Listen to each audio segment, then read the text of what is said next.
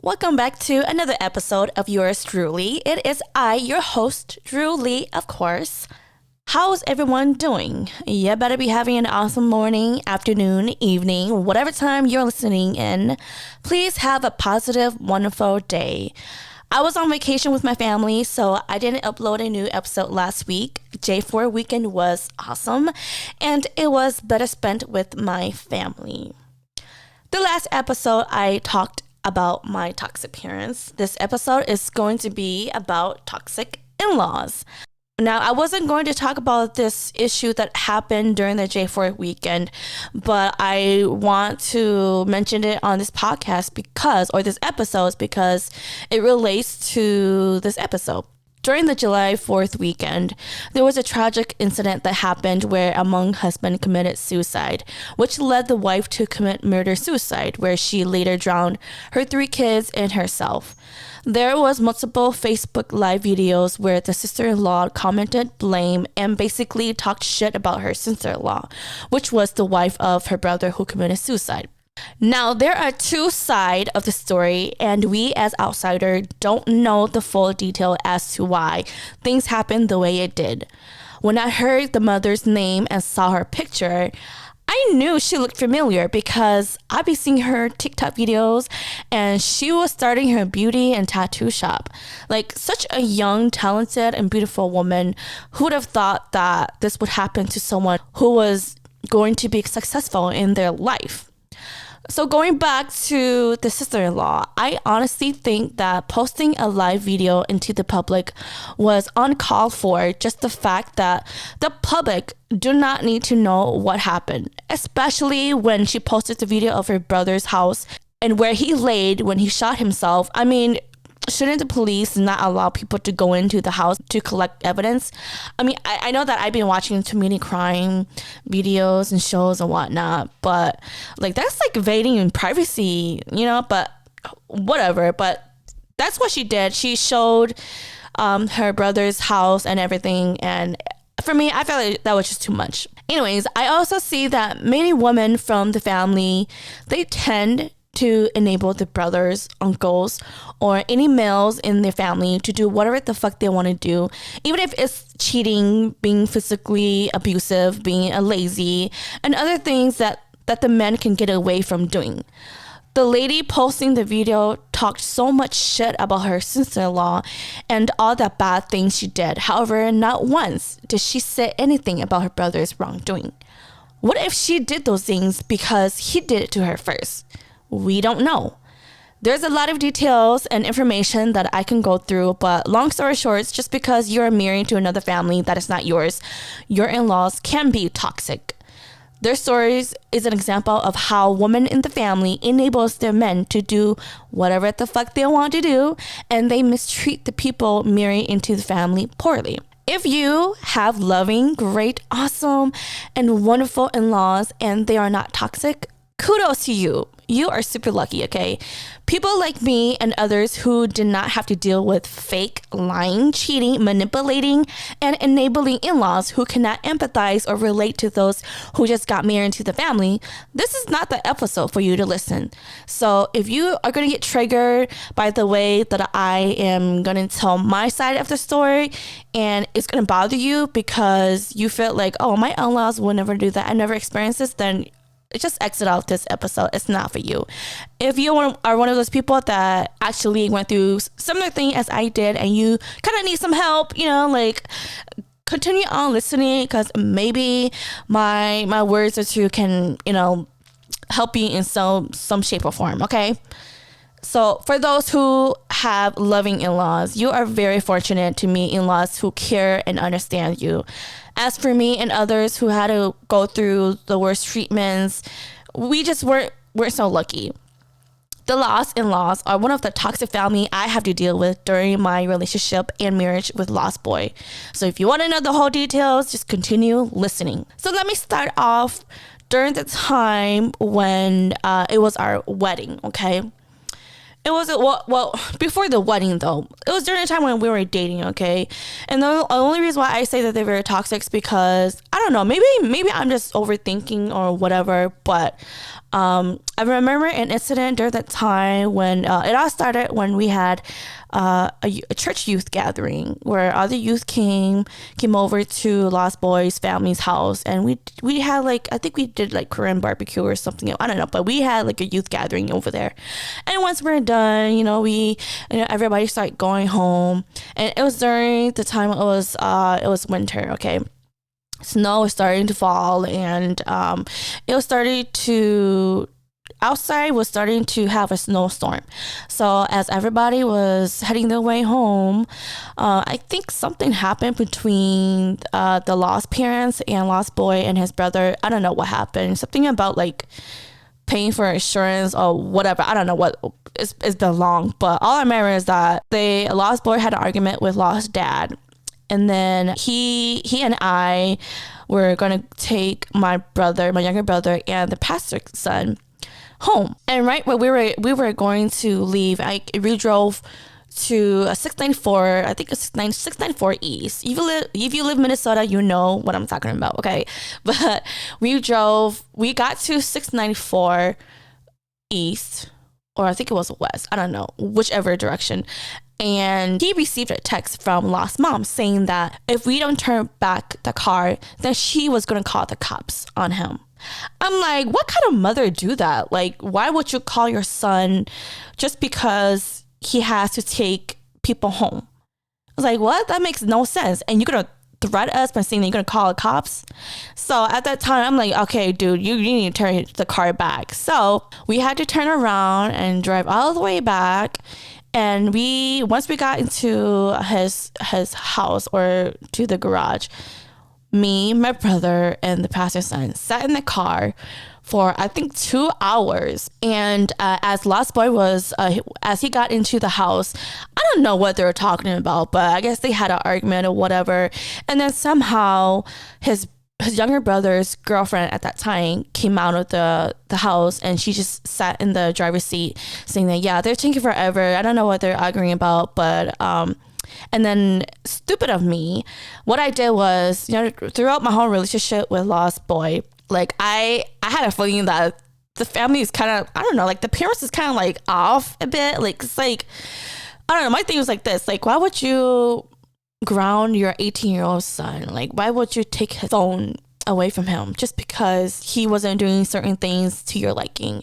I don't know, like a grown 18-year-old boy, and you're still treating him like a little boy. It's like, I just didn't understand that. And so I was voicing all of that to that girlfriend, and I said a lot of things that I shouldn't have said to her because like right after the incident happened, Lost Mom became very shady and fake as fuck. Like, I'm just gonna put it out there. Like, ever since that incident, because again, I've never expressed any of my I guess like emotions and true feelings about the lost parents to anyone besides her. Yeah, I just told her how I felt about the family, and I'm like, it just doesn't make sense. Like, why would the mom do this? Why would the dad do this? It just didn't make sense to me, and so I stressed that to her. And then for some reason, a couple of weeks later passed, and then Lost Mom just started acting very shady and she's fake as fuck.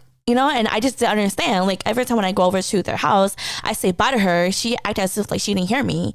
And I was like you can hear me, because I remember the time when I say bye to her and she didn't say shit to me, but then when Lost Boy said bye to her, she said, okay honey, bye. I'm like, what the fuck? I was like, did you not fucking hear me say bye to you?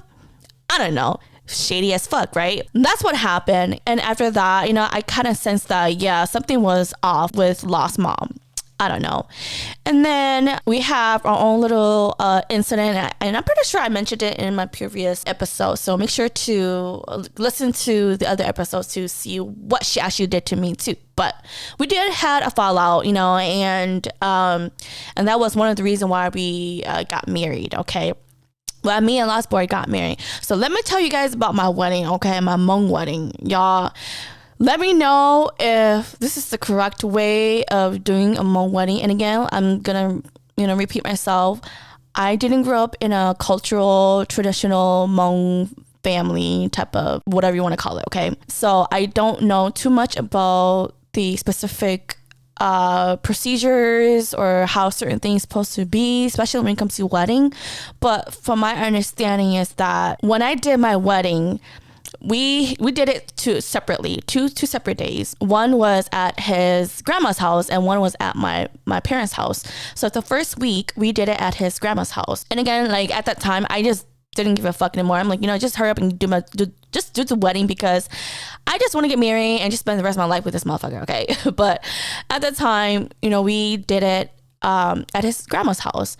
And from my understanding was that if you receive gift money, you're supposed to keep that because it's pretty much a way for you to start your life, basically, for what I'm understanding, and that you shouldn't give it away or spend it as if like you only have, I don't know, one day to spend it, you know what I'm saying? So that was my understanding. So what had happened was right when everybody left, Law's parents asked us to give the rest of our money to them.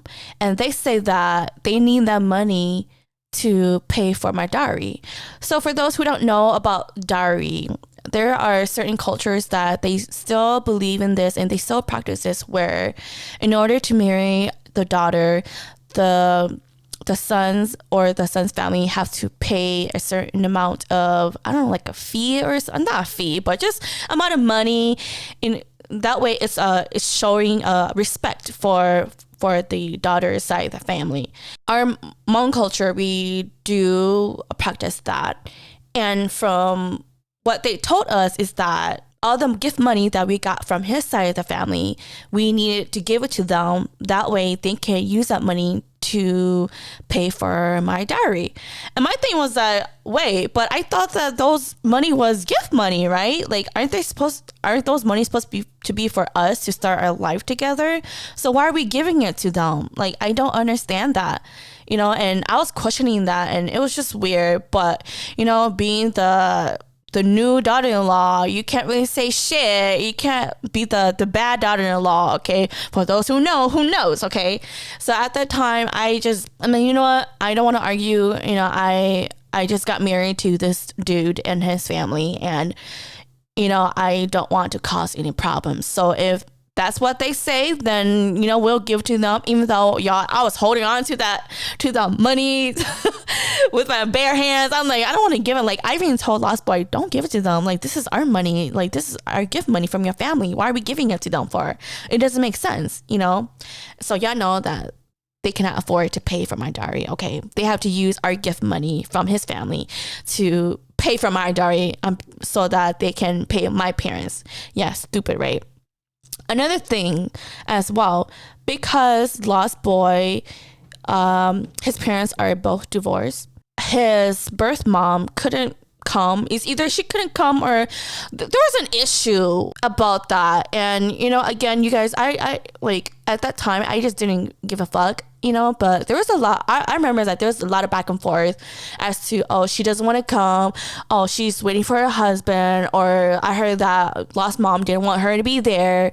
And then Lost dad got mad. So there's a lot of he say, she say type of thing. And I'm pretty sure Lost mom didn't want birth mom to be there, okay? But anyways, just to get with the point is that during our wedding, when we had it at his grandma's house, birth mom wasn't there, but however, her oldest brother was there on behalf of her. And I guess her side of the family, all the aunts, uncle, whoever was willing to, not pitch in, but pretty much, like give whatever they can as a gift for us in our wedding. And they were able to give their portion to her older brother at that time. And so he came on behalf of her, and we're given money and some gifts from his birth mom side of the family. His birth mom and stepdad, they gave us a gift money of $1,000. And you guys know what we did to that $1,000? Well, Lost mom and Lost dad wanted us to give them that $1,000 gift that we received from birth mom and his stepdad. Now, my thing was I was so fucking confused because I'm just like, that's the gift money that they gave us so that we can start a life together. So you guys want us to give it to you guys? And the only reason why they asked us to give to them because, typical marriage, you get divorced, and then of course child support plays in a role in their relationship, right? So long story short, they, throughout Lost Boy whole childhood and whatnot, his parents were going through child custody battle, child support battle and whatnot, and I guess she owed his dad money and all that stuff, right? Yeah, very dirty and all that nasty shit, right? But Lost Mom was telling us that because his birth mom owes them money, it was right for us to give that $1,000 to them. I mean, you guys have to let me know. Like, please respond back to me and let me know what we did. Was it correct? Were we supposed to give money to the lost parent? Like, I was so confused, you guys, and I knew deep down that we shouldn't even give that to them. But again, like I told you guys, as a new daughter-in-law, quote unquote, I felt like I couldn't say no, because if I did, I may be a little bad. And Lost Boy didn't say shit either, because that's just how he is. He'd rather listen to his parents, And so I was like, okay, well, like me, honestly, I did not want to give any of our money that we received from his family and from his birth mom to his parents, his lost parents, okay? But like I say, I didn't want no drama. I was a new family member and I didn't know better, okay? So you guys let me know. Either you guys can private message me or respond back to this episode. I don't know, like let me know, like what is the correct Hmong traditional cultural procedure when it comes to weddings, because you guys, I have no clue what the proper procedure is. And was it rightful for the lost parents to ask us to give money to them? Like, that just makes no sense. I like my siblings, my sisters, they didn't have to do that. I haven't heard anybody else that ever did that. So they basically took all of our money. So overall, from what I can remember, his side of the family gave us about like $6,000-$7,000 in gift money, okay? And then plus with his, I think that's also added with his birth mom giving us the $1,000 as a gift money, okay? So all of that we got from that day, we gave it all to his parents. And y'all, I was just like, that makes no sense. And honestly, I felt like one of the reasons why our marriage didn't work out, because it kind of got fucked up in the beginning, because of the money that we given away to his family, to his parents. And just thinking about it, I'm like, yeah, that's probably why our marriage didn't work out from the beginning until now, because it was ruined from the beginning, I don't know. You guys can agree or disagree. I don't know. But for me, that's how I feel. Like it, I don't know. It just started in the wrong way, basically. But that's what happened. And yeah, like the way that I see it, that's so fucking toxic and so manipulative, like I just feel so bad for all those daughter-in-laws out there who has toxic in-laws where they can just easily manipulate you. And and because you were taught, especially in the Hmong community, you were, as a daughter, you're taught to just shut the fuck up and just listen, do what you're being told, and be a good daughter, and it's like, that's so fucking twisted. It's like, so you're telling me that if deep down you know something is wrong and you can't say shit because it makes you look like a bad daughter-in-law, it was like, what? Make it make sense, please. Make it make sense, not only to me but just to everyone listening. Like, that just don't make no sense, okay? Anyways, that was what happened. And then of course, we did our wedding the following week at my parents' house, and it was good and all that stuff. But then again, just to touch base on my wedding.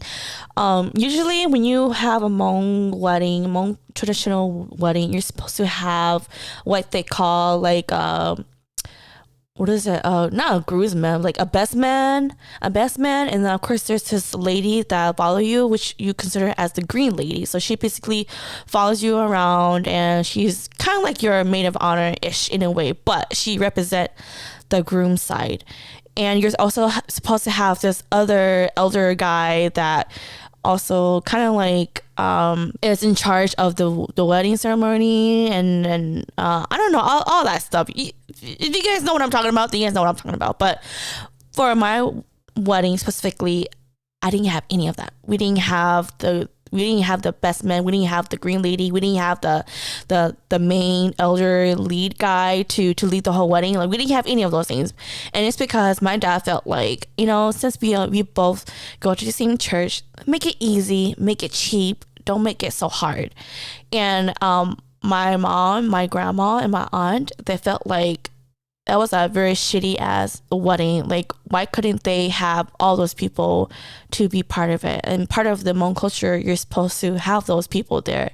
That way the wedding is done correctly. At that time, I didn't care about it. I just wanted to get married and be done and over with. Like, my main goal was just to get married, spend my life with Lost Boy at that time, and marriage and all that, like the whole wedding and everything. Like, I didn't really care about it anymore, but just thinking back into it, I honestly feel like, if we did it correctly in our culture, we did it step by step in the proper procedures and all that stuff, and not give up money to the lost family, and my dad actually did really do the wedding correctly, then maybe we wouldn't have a fucked up marriage and throughout the whole year, and we would have had a better marriage. But I don't know, like, it's just me just thinking, I just felt like if we'd done it correctly, then we would have had a better marriage, but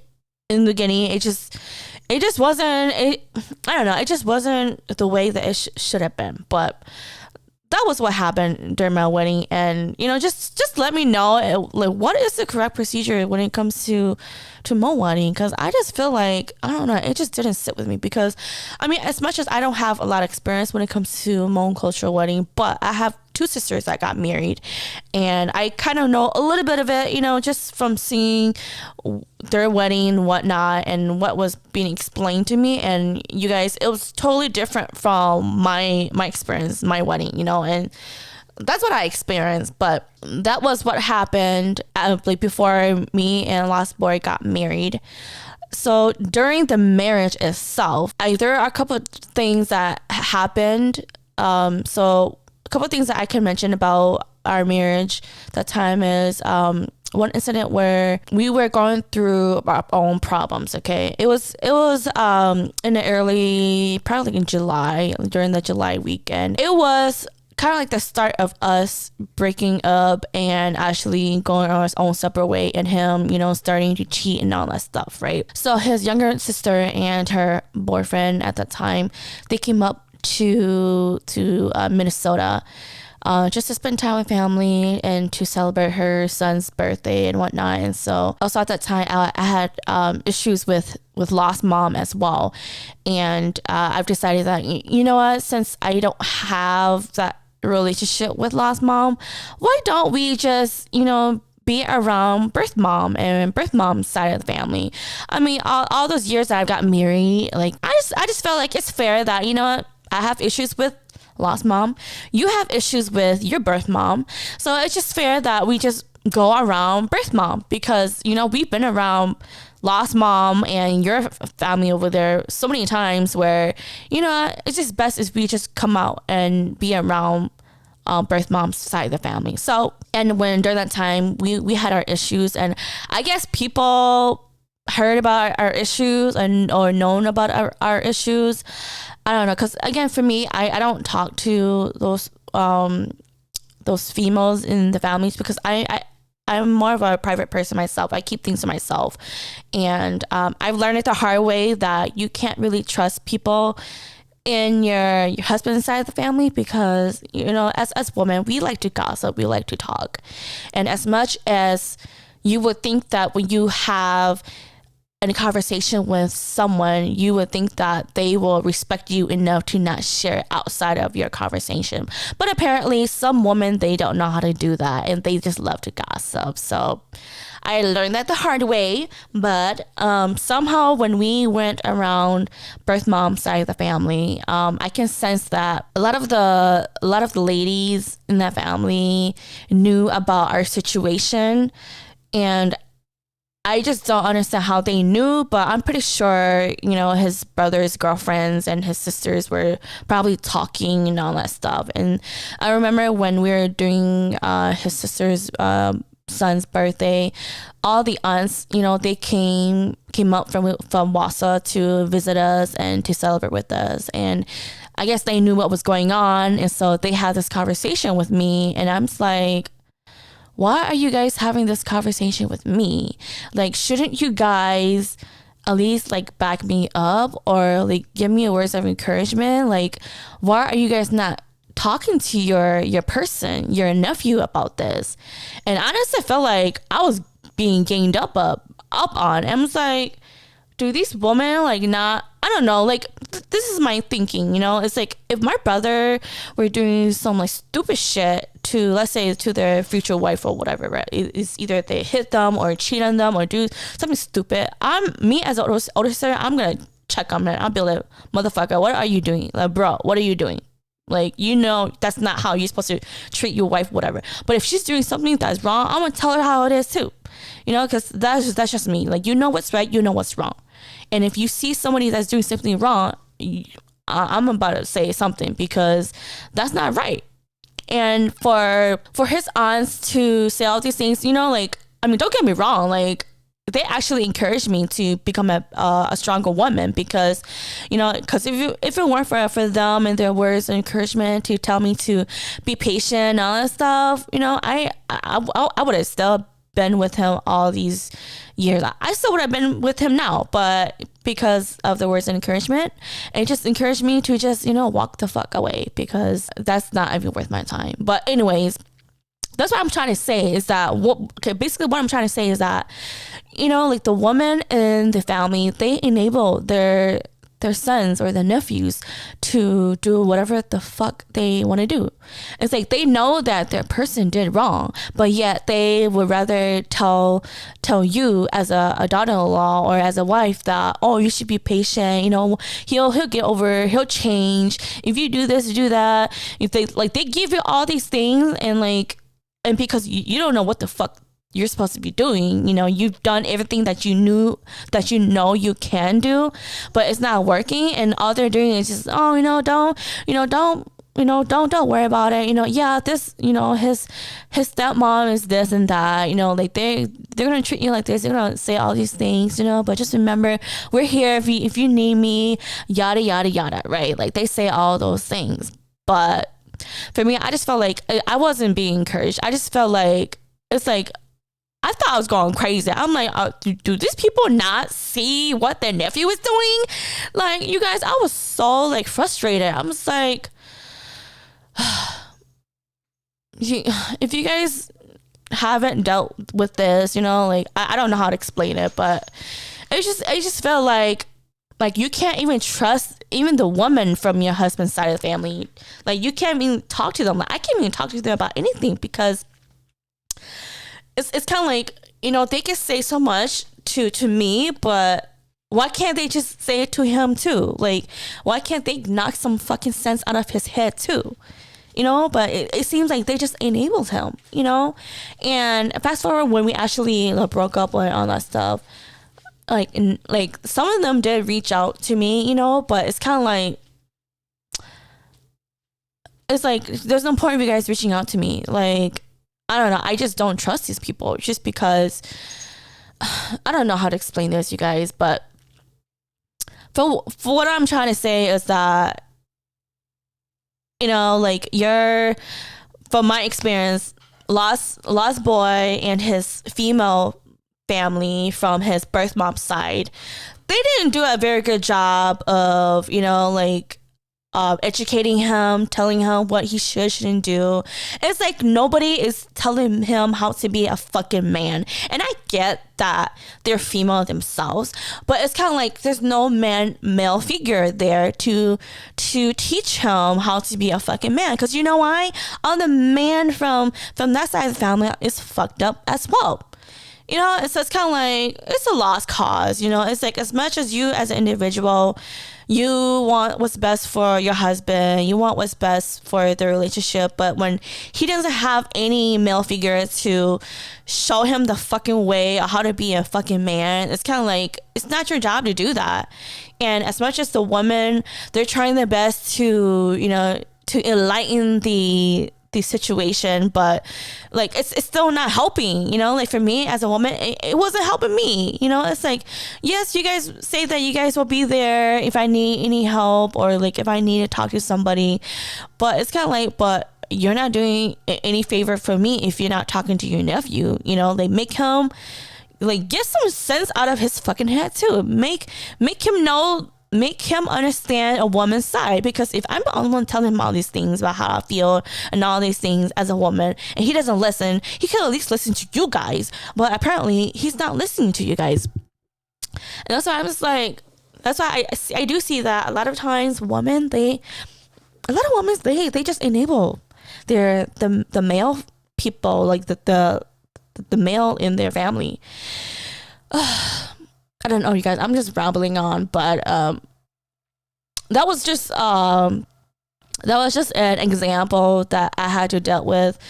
And honestly, like, as much as I know that, as much as his birth mom side of the family, like all the female want well and want the best for the both of us, but I honestly feel like it wasn't any help at all. Like especially when they only talk to me about this, and they didn't even go to the nephew to talk to, or they didn't even talk to Lost Boy about it. And he was just pretty much just walking around acting like I wasn't there or whatever. And while I was just sitting there just blowing my eyes off, you know. And of course, you know, I took some shots in here and whatnot. And yes, I do get emotional when I drink, but still, it's kind of like, don't just tell me all these things and you don't go to your person and tell him these things. I don't know. If ladies, if you can relate to me, let me know. Like, let me know that I'm not the only one that has to deal with this, where all the woman is telling you to just be patient, he'll change. If you do this, you do that, he'll change or whatever. But in the end, they don't talk to him about the issues, what he's doing that's wrong as well too. And then it makes you feel like, oh, you were the bad person. I don't know. Let me know. And another thing that I will have to say about toxic in-laws is that right when me and Lost Boy, you could say separated, I was trying to figure out shit out, you know. Like, I got a chance to talk to birth mom, and we talked on the phone, and she told me about her experience with lost dad, what she went through with her own mother-in-law, which is Lost Boy's grandma. The crap that she went through with them and why things ended. Yeah, she told me about the situation. She told me what I should do, how I should win Lost Boy back and all that stuff, right? And that's what I did. And, you know, I kept, you know, contacting him, telling him to come back home. He didn't want to come back home, you know, and, you know, I cooked him pho because pho was his favorite food. You know, I did all of that. He still did not want to come home.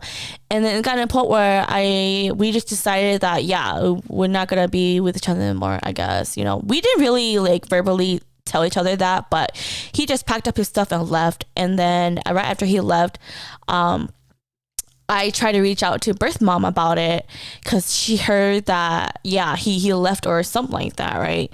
And she said that, okay, she'll give me a call and we'll talk about it. But that never happened, you know? I tried to reach out to her and nothing happened.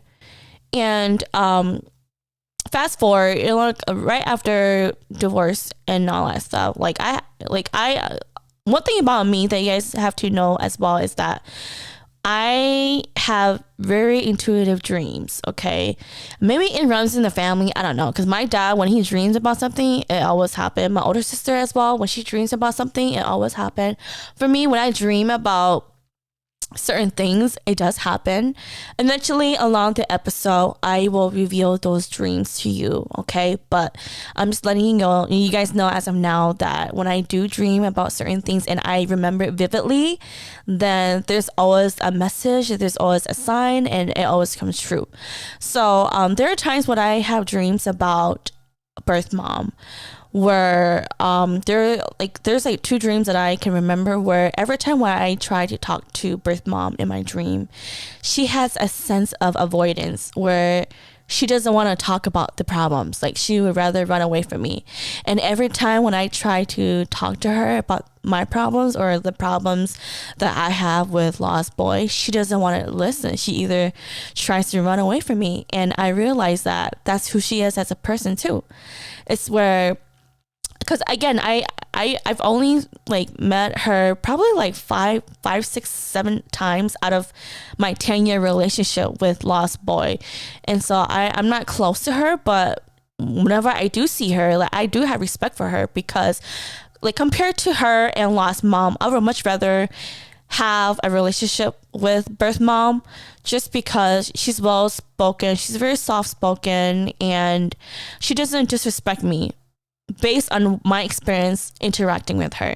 Versus Lost Mom, on the other hand, yeah, she's full of disrespect, and yeah, I would never want any future daughter-in-law to have her as a mother-in-law. Okay, just letting it out there. Okay. But aside from that, birth mom was always good to me. We actually have a good conversations about like life and all that stuff, you know, and I don't have anything mean to say about her. And of course, I've heard things about her and whatnot, you know, but those are just things that I've heard from the lost parent and Lost Boy themselves, you know. But I know that when I was talking to grandma about birth mom, she always tells me that, you know, they do regret losing her as a daughter-in-law, you know. And you know, even though she hasn't done anything mean to me, but like I say, every time when I do have any encounters with her, she's always good to me, and I just can tell that she does respect me, you know, maybe to an extent or whatever, you know, but I can honestly tell that there's a boundary there where she respects you, I respect her, and that's just what it is, you know. But going back to the dream, you know, I realized that, because like I mentioned to you guys, I tried to reach out to her again right after me and Lost Boy actually did split up and we're gonna get divorced, you know, and she didn't respond or anything like that, and I just left it like that. And I knew that, yeah, I knew that birth mom was the type of mom or a woman where she doesn't like to talk about well, I think it's more like she doesn't like confrontation, especially when it comes to like life problems.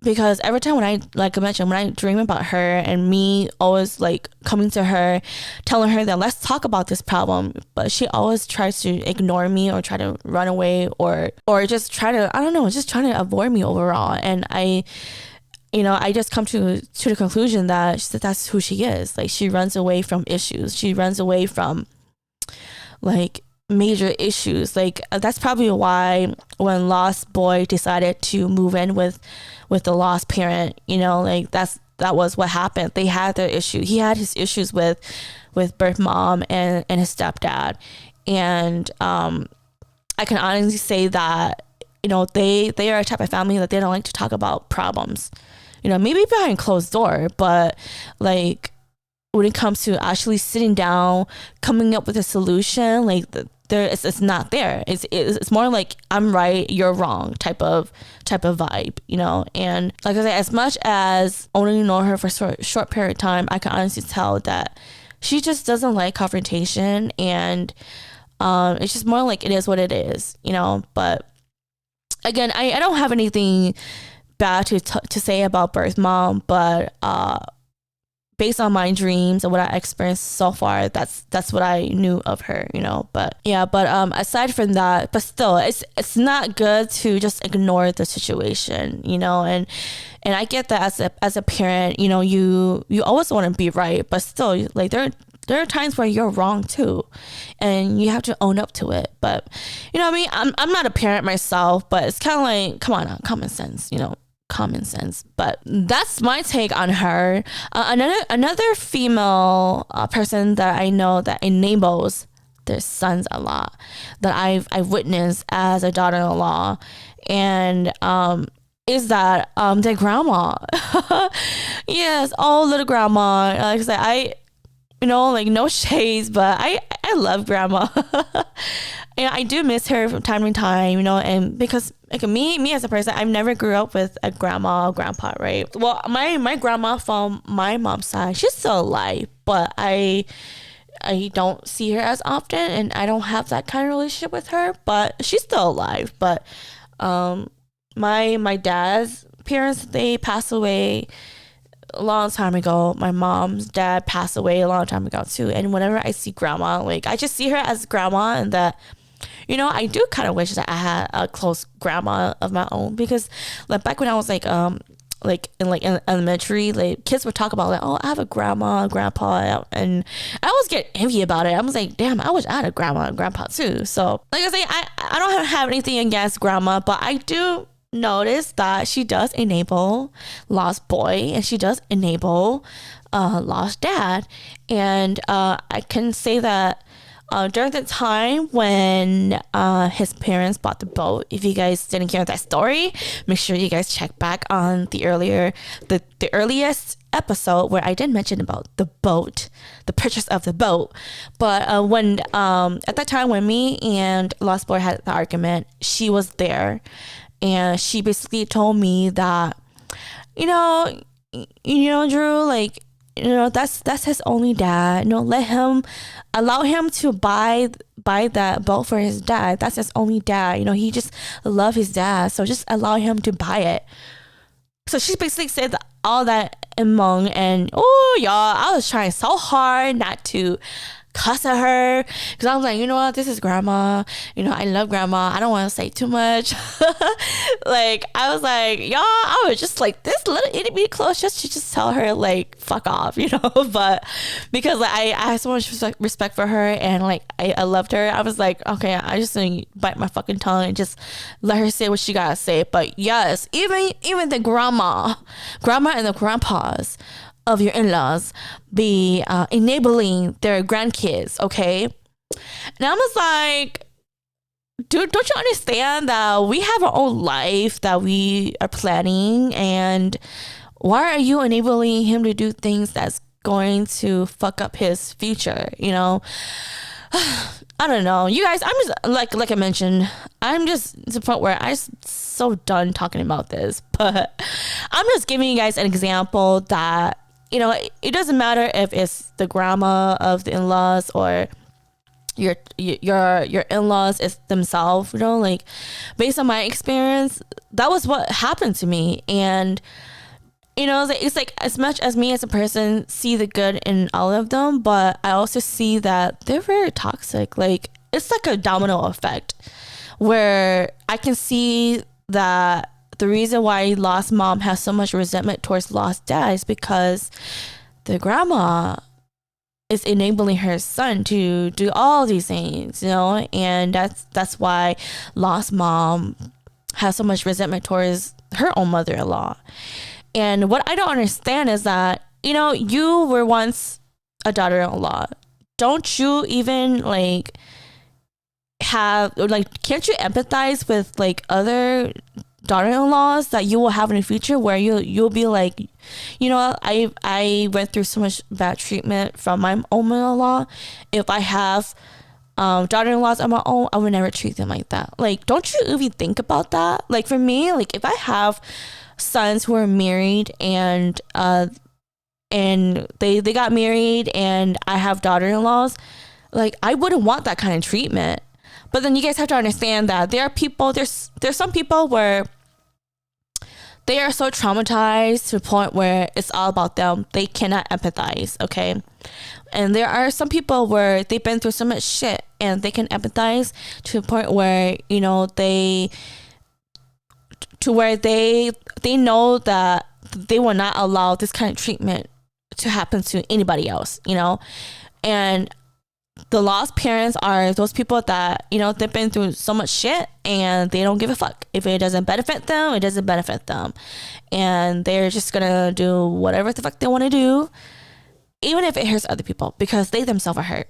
And again, I can go in depth with that and why all this happened and whatnot, but like, just to be on the topic of toxic in-laws. But like I said, like I even think about that, where it's like, you know, if I was in their shoe, what do I do? What would I do differently? But obviously, lost parents, they don't have common sense, and they will never think like that, because if they did, they wouldn't even treat me like that. So, and honestly, you guys, I feel so bad for the future daughter-in-laws that will be marrying into that family. I mean, thank God I escaped. But you guys, I need you guys to help me, okay? I need you guys to pray for those future daughter-in-laws, or those daughter-in-laws that are currently married or about to be married to that family. Just pray to them that they are able to survive this, because for me, I couldn't survive that long. I was able to escape. I was one of those scapegoat, if you want to call it that. So yeah, just pray for them. Like for me, I'm praying for any daughter-in-laws that is going to be married to that family. If you have daughters, I pray that you not have them date or talk to their sons, okay? Just a tip, because if y'all want to know how bad it is, just come to me and I'll tell you how it is, you know? Like, hey, you guys, I'm just joking, okay? I'm just joking, but like seriously though, like, yeah, that's not the kind of family that you want your daughter to be in there. And the only reason I'm saying that is because knowing how lost mom is, she's really good at manipulating. She's really good at, you know, telling you the sob stories and trying to control you and all that stuff. Just know that if your daughter happens to get married to that family, whether you know the family or not, but yeah, she's the watch out for lost mom, because she is very conniving and she will say a lot of things, do a lot of things that nobody will be able to do unless you don't get caught doing it. I don't know, but just know that your daughter is going to suffer, okay? It's not worth your daughter's time and tears and years to be with their sons and to deal with that, because I'm just letting you guys know it's not going to work out. So I'm just going to leave it like that, okay? But I'm pretty sure there's like a lot that I can go in depth and tell you guys, but I can't think of anything more in my head. But eventually, if I do, then of course I'll mention it in my episodes in the future. But I did come up with some tips that could help those who are actually going or actually married to toxic in-laws. And these are the things that I've learned during the time that I was married to a lost boy and my interaction with lost parent. So I came up with 6 things, okay? How to deal with toxic in-laws. Number 1, of course, like I mentioned about toxic parents, set boundaries. You guys have to set boundaries, both of you, your husband, your wife, okay? Let's use me as an example, okay? Lost boy didn't have any boundaries at all, okay? It was more like it's either his mom way or nobody's way. Even if he's married or not, like even before and after, yeah, there's no boundary set. And like I always tell lost boy, you know, you are a grown man, you are married, your parents should at least respect you and at least see you as a grown man, you know. But obviously they don't see him as a grown man. That's right, they treat him like shit. They have no respect for him. That's the second thing here. You set boundaries. However, the second part is stand your ground and respect your spouse. So with that, what I mean is that, let's say if your mom was talking shit, let's say Law's mom was talking shit about me in front of Law's boy, okay? Or like his brother or his sisters were talking shit about me, and he heard it. He, as my husband, needs to stand the fuck up to them and tell them that, mom and sister, I do not allow you guys to talk shit about my wife in front of me.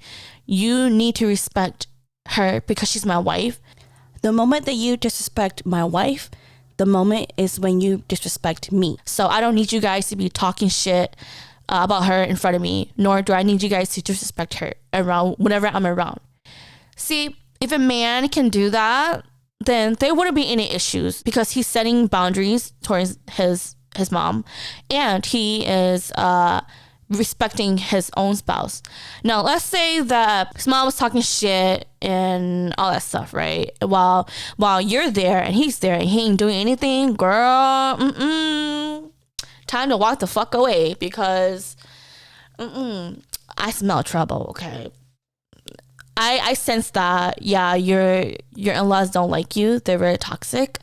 And they think that they could do what the fuck they want to do because they have their sons in control already. And if a man or a woman cannot set boundaries when it comes to their own parents and let them know that you need to respect my wife or my husband, because if you guys don't, then you guys are not respecting me. And if he doesn't set that from the beginning, then there will be no respect throughout the whole relationship. I'm just letting you guys know. I had to deal with it, and that was one of the reasons why I left Lost Boy, because there was no respect in the relationship. The third one is keep personal problems to yourself.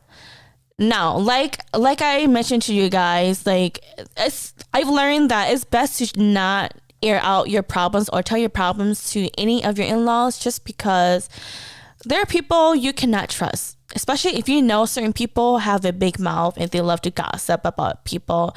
Eventually, they're going to gossip about you and your problems, and then people around the family is going to know your problems. So as best, you just keep your personal problems to yourself. You don't need to tell your in-laws. You don't need to tell your sister-in-laws, your brother-in-laws, your uncles or aunts or whoever, especially if they cannot be trusted, okay?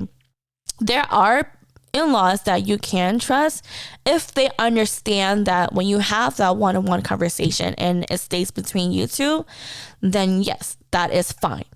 But if you know that there are certain people in the family, especially your in-laws, who you cannot trust to tell your secrets or to go to when you have problems, then please do not go talking to them, because they're going to stab behind your back and they're going to gossip. Going to number 4, don't gossip, okay?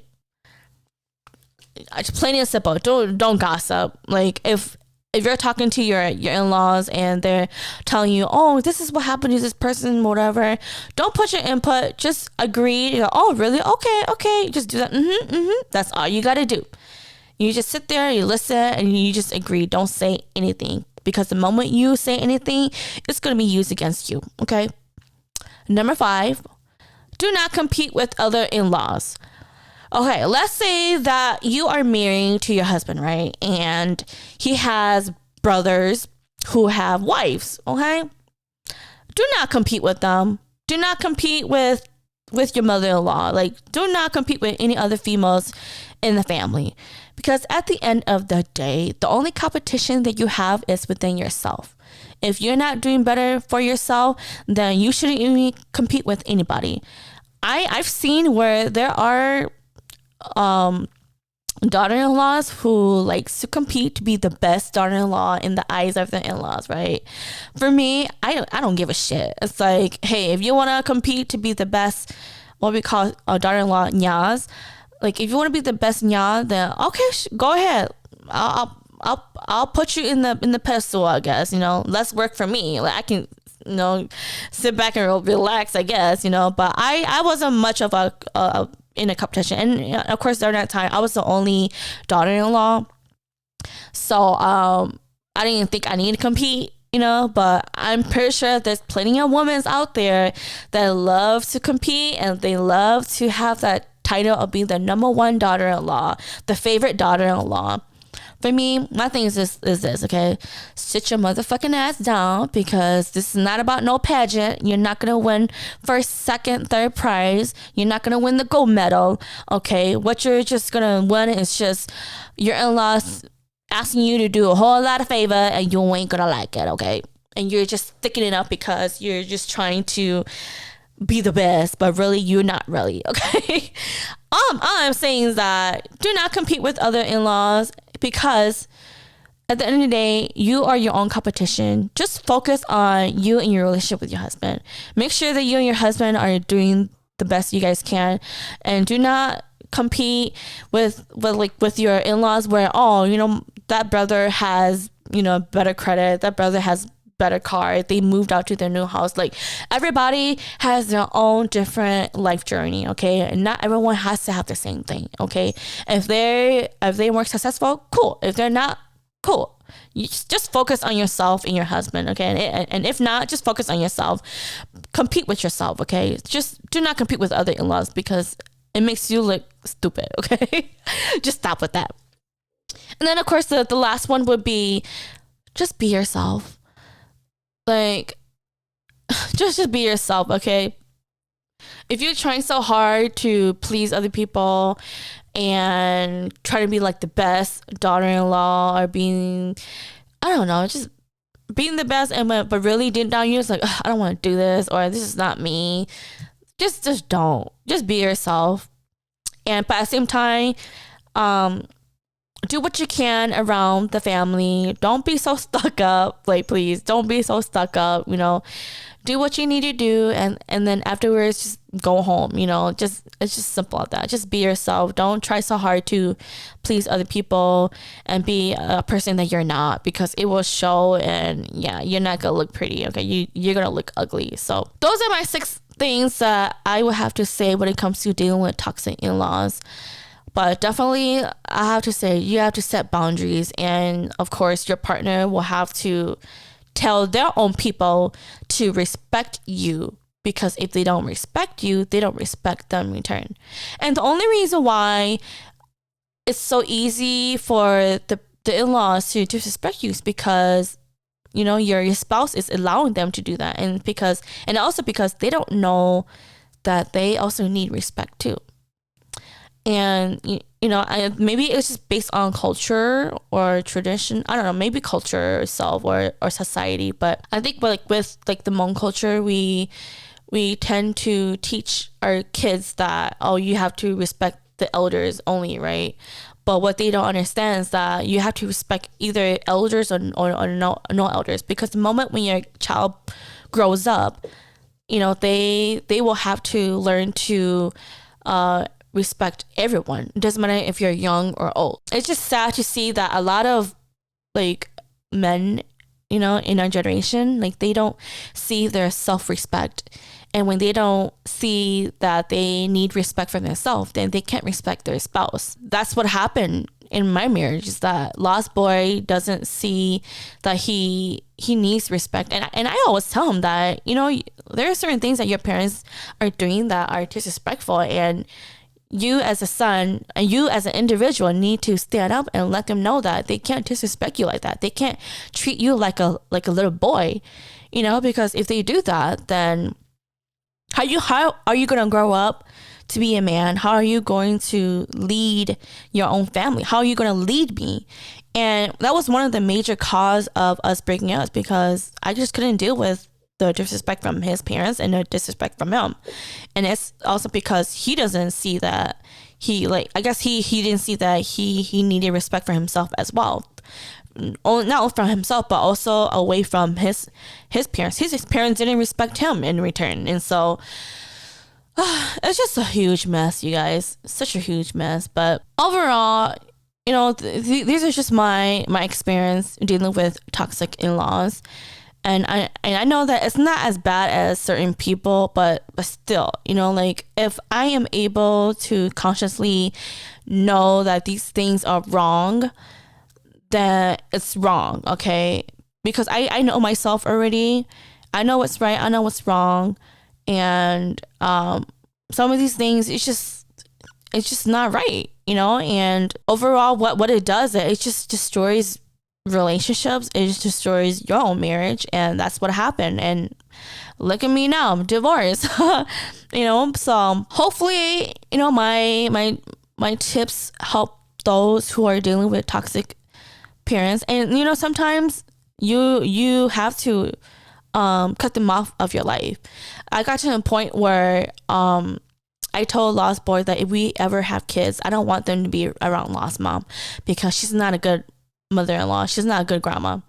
And I was willing to cut her off because she's toxic. I know she is. She and Lost Dad are toxic.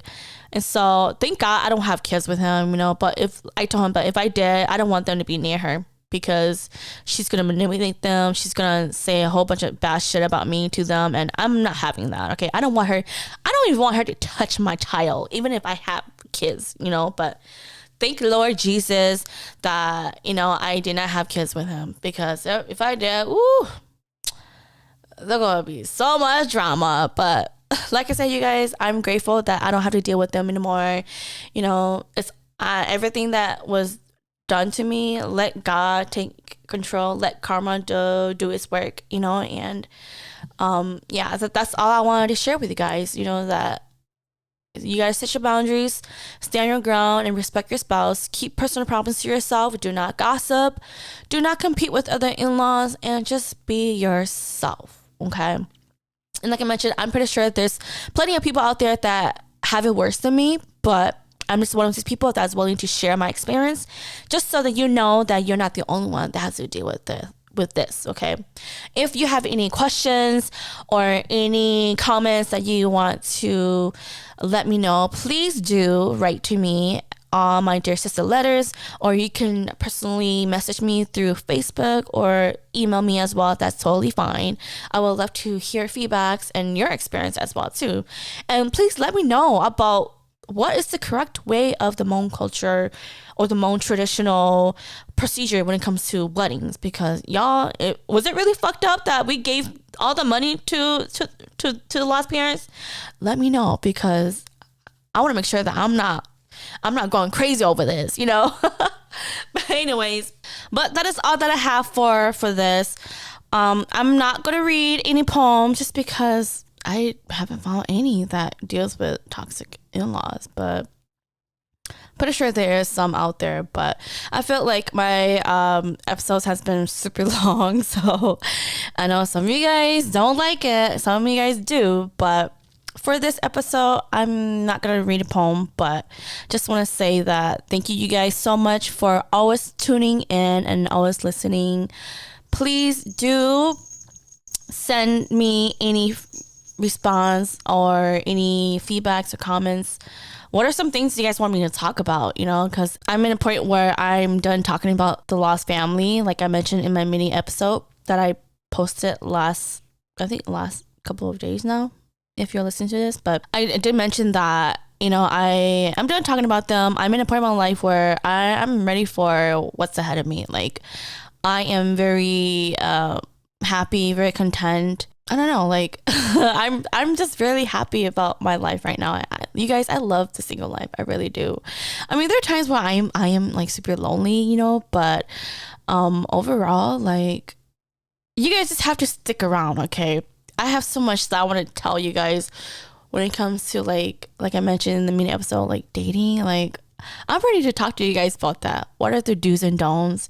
What to look out for when you're dating a guy? There's just so much that I want to tell you guys. Like, I have so much in my head that I want to like tell you guys and talk to you guys about. And I'm pretty sure you guys are interested to know too, because especially for those who have been married for such a long time, and or for those who just got out of a relationship or who just got out of a marriage like me. Like, the dating world is so different. It's so weird. Like, it wasn't like it was like 10 years ago, you know, but it's very exciting.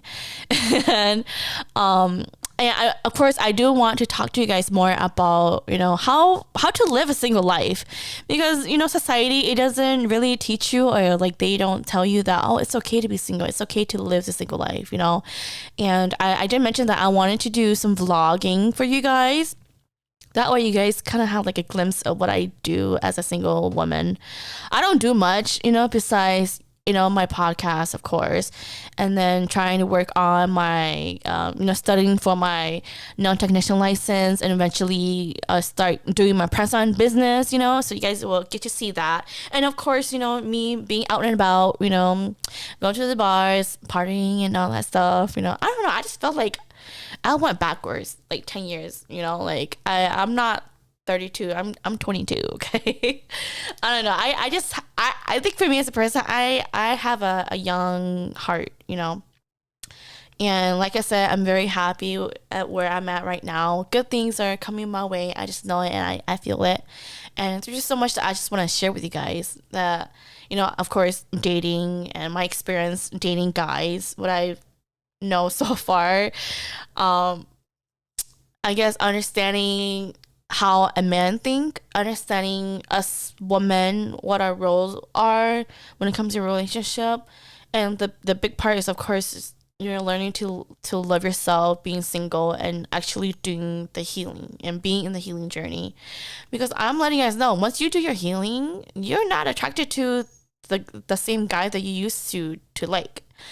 And you guys have to wait for the episode for this. And I'm telling you guys, the moment when I did my healing journey, like, it's like mind blowing. It's like, I'm not attracted to the same guy that I used to be attracted. Like, I'm not attracted to the same guy who are similar to a Lost Boy.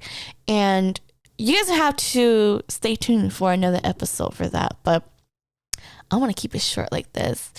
Just keep listening, keep supporting. I will eventually tell you guys all the tea, all the gossip of what I've been through for the past 2 years of being single. And from there on now, I'm excited to what's ahead of me. Like, talking to you guys right now about this is making me smile right now. But other than that, I'm gonna leave it like that. And again, like I always mention, thank you so much for always tuning in, always supporting, and always, enjoying what I have to say. Because I don't know, maybe I'm interesting, maybe I'm not, maybe it's for entertainment purposes, I don't know. But like I said, I have so much shit in my head that I just need to just release it out, talk it out. But at the same time, this is actually helping me heal and just be the best version of myself, basically. But again, thank you again for listening, for supporting, and I will see you guys on the next episode. Bye.